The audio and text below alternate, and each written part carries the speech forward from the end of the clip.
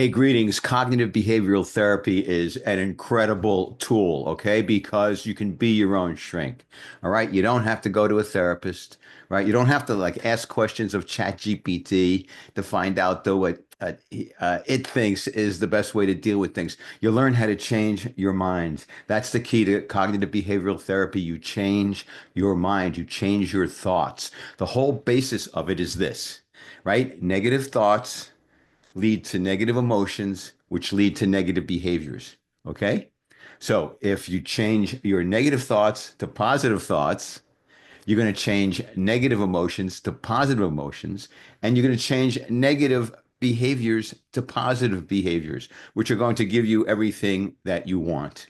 Hopefully, I mean, there are no rules actually, but it gives you the best chance to manifest the life that you want in terms of health, relationships, self-esteem, confidence, career, money, prosperity, success in every single aspect of your life, because it is you, basically, who's holding yourself back by your negative thinking. Your negative thinking leads to self-sabotaging behaviors. Negative thinking like what? Like, I'm not good enough. It's never going to work out. People don't like me. I'm always going to fail.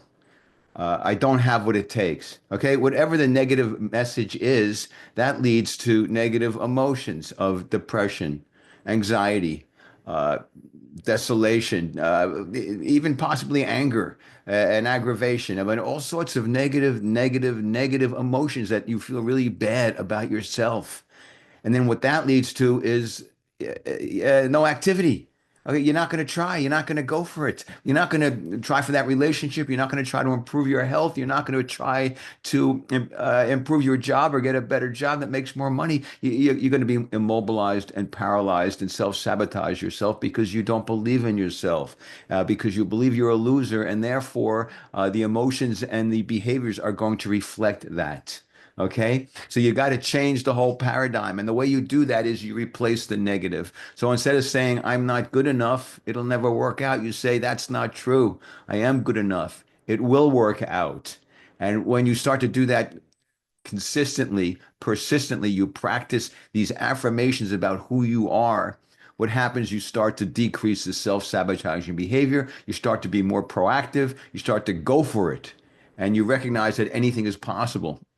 So, for example, let's say you've had several bad relationships that haven't worked out.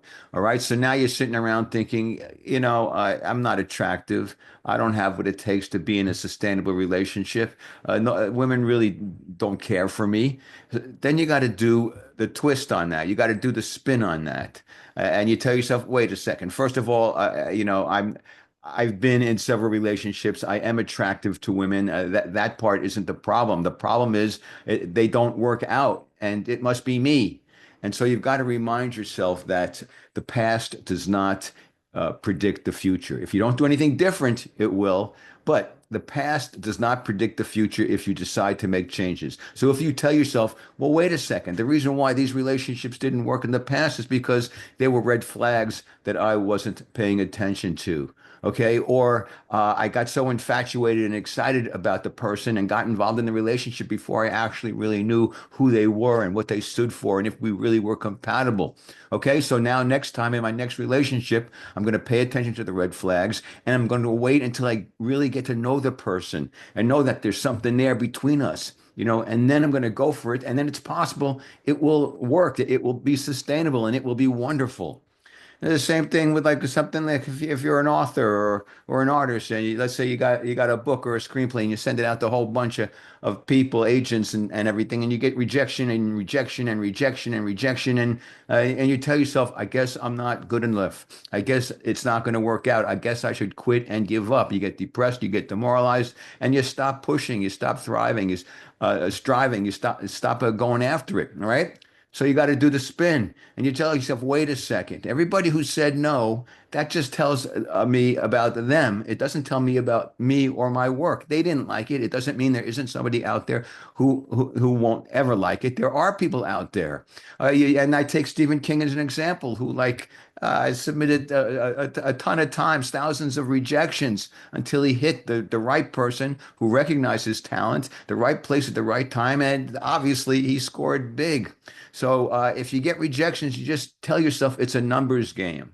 Like every rejection, every no gets you closer to a yes.